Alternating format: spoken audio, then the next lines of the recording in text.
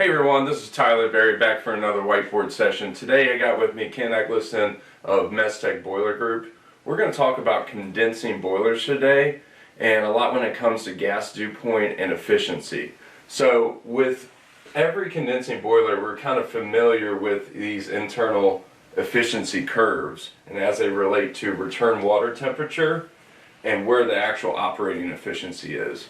What we forget to think about actually is when these boilers are set up, a lot of it has to do with the gas dew point.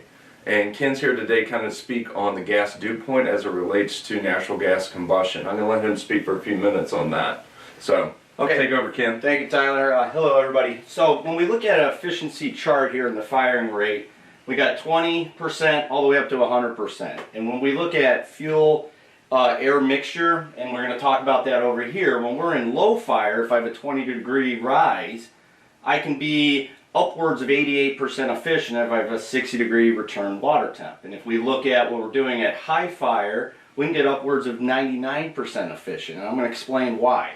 So if we look over here, when we talk about neg-reg gas valves or air-fueled couple type burners, they're designed around 1 part gas, 10 part air, and then about 20% of excess air, okay? And that's the same thing throughout the turn down. But your CO2 will drop between low fire and then high fire. So we'll look over here at our natural gas dew point, and let's just say high fire is at a 10% CO2.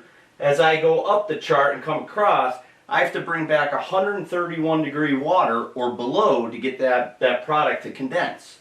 So then at low fire, let's just say we're somewhere between 7.5%, 8%. On this chart, we're going to call it 8%.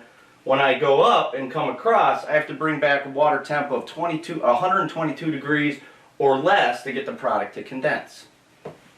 So another thing to keep in mind is that during the commissioning of these boilers sometimes, and especially with maybe even older school boilers, if this CO2 combustion isn't set up properly, it could take a lot colder water to actually condense over those conditions. So there's a lot of nuances with condensing boilers when it comes to venting, when it comes to combustion, and understanding your true operating efficiency. So if you have any questions about that, feel free to reach out to us at TLA. Appreciate your time. Thanks again. Thank you.